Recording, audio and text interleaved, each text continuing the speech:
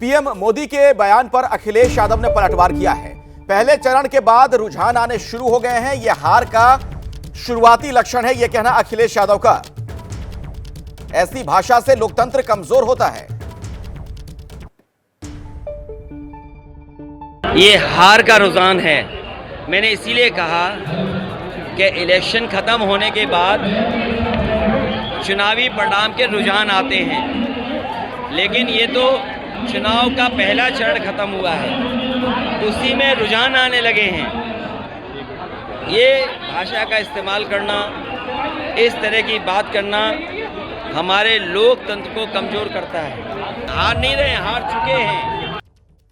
तो मतों की गिनती हालांकि अभी शुरू नहीं हुई है, तमाम चरण के चुनाव बचे हुए हैं, लेकिन अखिलेश जी को लग रहा है कि रुझान आने शुरू हो गए हैं। सिद्धार्थ जी इसका जवाब दीजिए। वो कह रहे हैं कि हताश हैं आप लोग, परेशान हैं, इसीलिए सब बोल रहे हैं। देखिए अखिलेश जी, उनकी हताशा और उनकी परेशानी के तो कारण बहुत हैं। रांची में जो रैली हुई इंडिया अलायंस की, मतलब हमने वो प्रचार में जो सुन रहे थे ना हम कई दिन से कि हाथ बदलेगा हालात, वो हाथ से इतने ज्यादा हालात बदलते हमने उस रैली में देख लिए थे।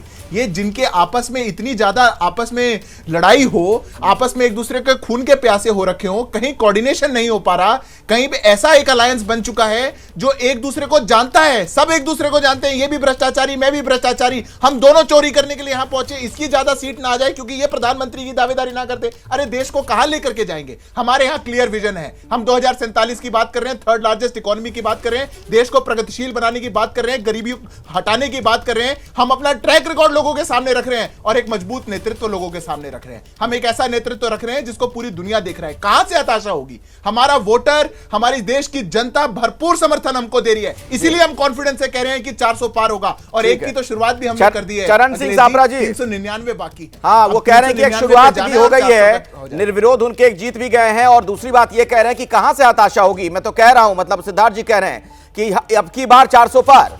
आप लोगों को कहां से ट्रेंड पता चल जा रहा है कि बीजेपी हार रही है?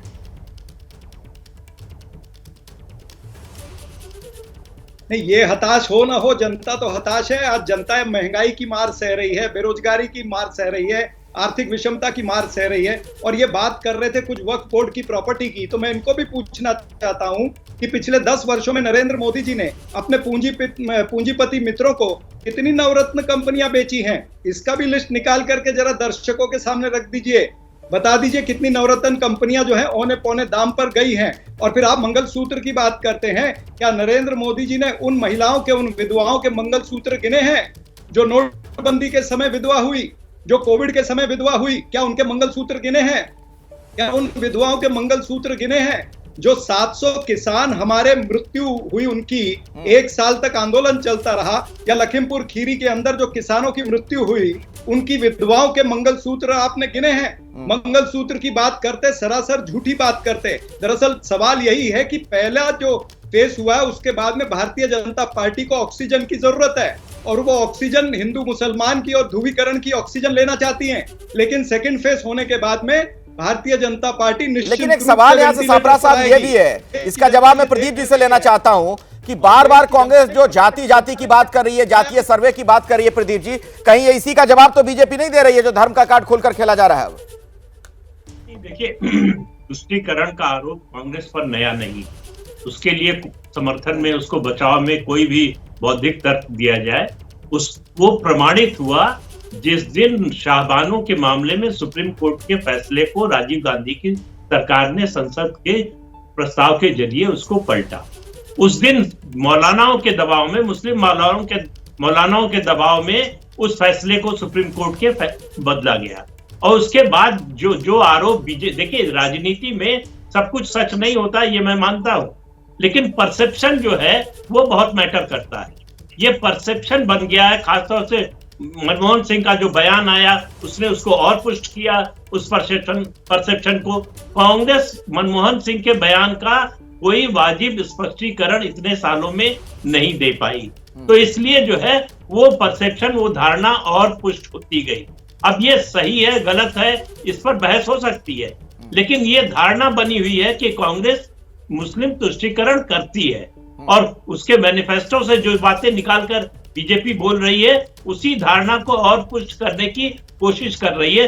अब जनता उसको मानेगी नहीं मानेगी मुझे नहीं मालूम। दूसरी बात, ये जो कि पहले चरण के बाद, मैं 4 चुनाव की बात करता हूं, 2 लोकसभा और 2 उत्तर प्रदेश के विधानसभा चुनाव देखे।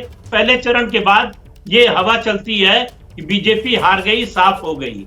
जब नतीजे आते हैं तो इसका ठीक उल्टा आते हैं। इस बार क्या ये भविष्यवाणी सही हो जाएगी मुझे नहीं मालूम, लेकिन ये जो ट्रेंड है 4 बार का, उस तथ्य को मैं सिर्फ सामने लाना चाहता हूं। जी,